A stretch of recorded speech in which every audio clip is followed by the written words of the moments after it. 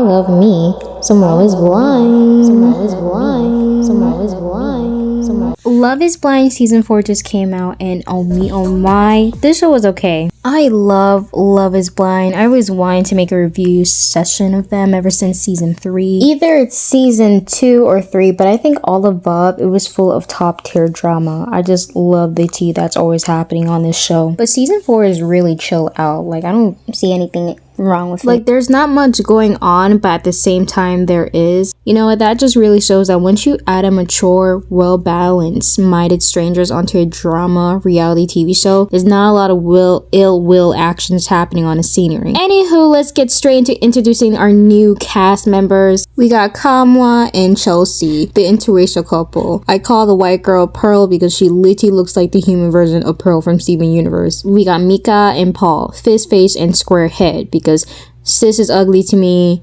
she's ugly to me. We got Zach and Irina, the mouth breather and pig face. Come after me, y'all, but literally she has the face of a pig. Tiffany and Bert, the black couple. Jacqueline and Marshall, which I will say is a mixture of Will Smith and John Legend. Y'all can't tell me otherwise, literally. Cause I gave you all of me, and you give me all of you. Love your curves and all your edges, all your perfect imperfections, cause I gave you holy stop. Alrighty, we are given all introductions of the cast members, and me, oh my, I'm hella bitter that Connor is not on this show. He is fine. He is so fine. Boy is fine. The fact that he didn't appear on the camera, what did you do, Connor?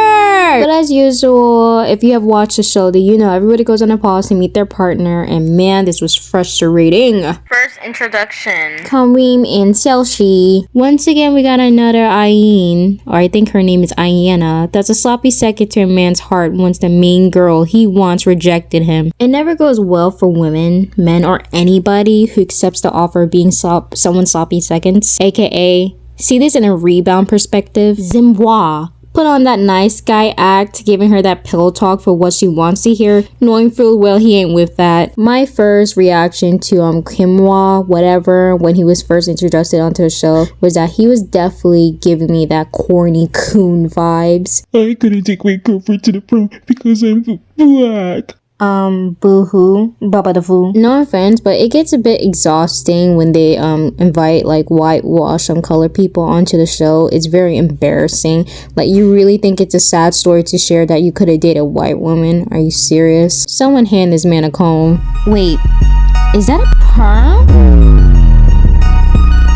I would say for Simba or Zimba, this man has done a good job playing with Miss Pearls. And honestly, it's a shame to me because she's clearly a hopeless romantic, taking accepting whoever wants her syndrome. There wasn't going to be much focus on the couple if it wasn't for Zimba being a trifling Negro. Because honestly, on a general basis, if I could point at the most two boring couples, it's probably like them the most. But because of this energy that Zimba have towards one of the contestants, it kind of brings some kind of spark to the story. Spoiler ahead, around episode 4, or I think around episode 3, when they actually all meet up with each other, he has admitted to the camera crew that he has a crush on Mika, or I can say he was still physically attracted to her. Then around episode 4, they all went to a pool gathering party, and once again Mika and Zimba interacted with each other, but it went sideways because Mika made I guess you could say an offensive joke to him that he took way too personal, and he felt the need to have like a private talk with her. The joke was that she mentioned about their fair proposal as if, you know, cheers that neither of them happen, and he got really offended by it. But it's like, why get offended by something that's true? Y'all were not meant to be. Plus, you're already with someone that you claim to love, so for you to get mad over a joke,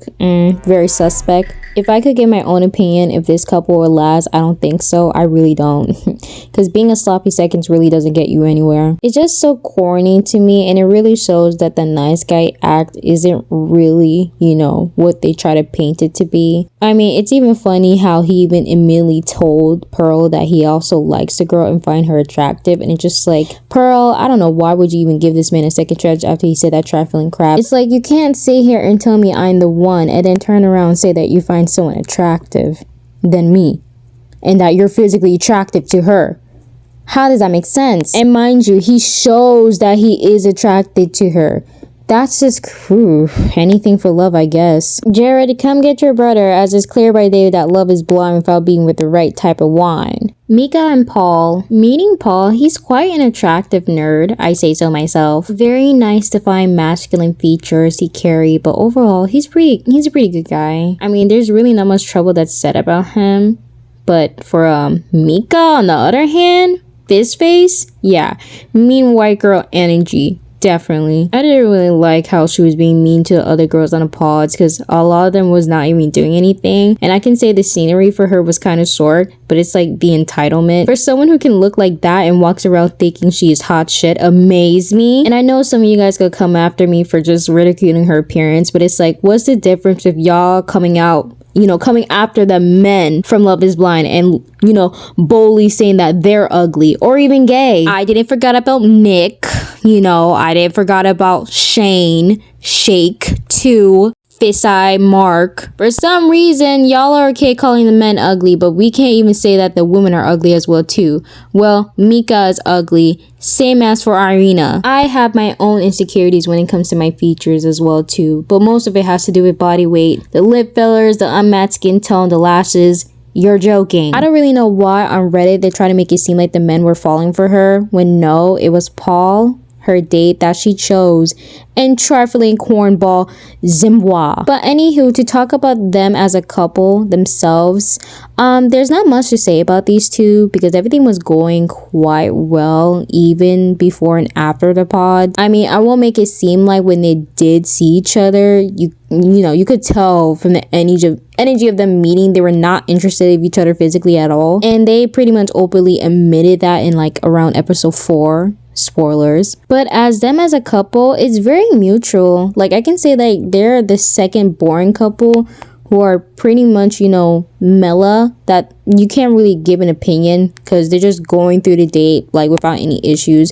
which is kind of good because, you know, it's one thing to not be attracted to each other, but that doesn't mean that you have to affect the whole date just because. Either keep it at the friendship level or just keep it like mutual until you leave eventually. But it looks like from the end trailer of episode 5, Paul is developing feelings for her. I can't really tell because, you know, editing, but it looks like something will happen. But you know what, can't give a straight answer until that upcoming episode came out. So yeah, they're pretty okay. Bert and Tiffany, honestly, they are the perfect duo. I can't judge until episode 6 to 10 comes out because I haven't seen any problems with them other than Love is Blind being so bold enough to not censor his boner. Like, I'm gonna throw a clip.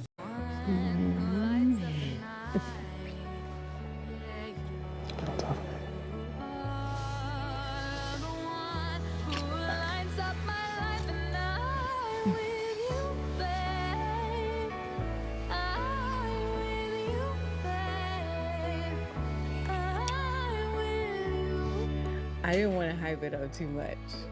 They did not just expose this man boner.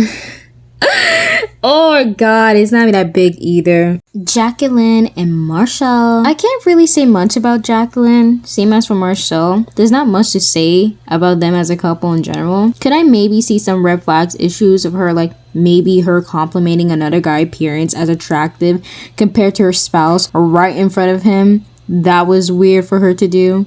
But overall, I don't really see any issue with her. There's not much opinions about her. From what I read from Reddit, people have said that they have an issue with how Michelle, you know, handled Joshua. They label him as being so territorial and possessive. But it's like, are we gonna forget that Joshua put Jacqueline in a position where he pretty much guilt tripped her to accept him based on his emotions? I don't care what anybody say, but I'm glad that Marshall put a stop to that, you know, address him for his bullshit, because it's like, you're not gonna shame a woman into being with you. You sign in into a game show that comes with competition that's expected. If you can't really man up your way into getting her heart, then, you know, you're not supposed to be here. The couple is very mellow. There's really not much going on with them. I can only say that probably around like episode 6 to 10, when that does come out, maybe we can see some drama with them. But overall, I don't really have much opinion. I can only say that Jacqueline had her moment in Mexico where she was crying about her home life after Paradise, which, you know, the reality of just your life being total crap, when in this land, you know, where they are right now is okay, but it's like, it's not really much to give an opinion about. They're just okay for me. They're like very mellow. I can maybe give one opinion that, you know, with how our home life is right now, our hope is not enough for them to end the relationship, because, you know, that's a part of life, of having your bad moments or bad days, whether it's early or mid through the relationship, but, you know, we'll see. Ladies and gentlemen, her. Zach and Irina.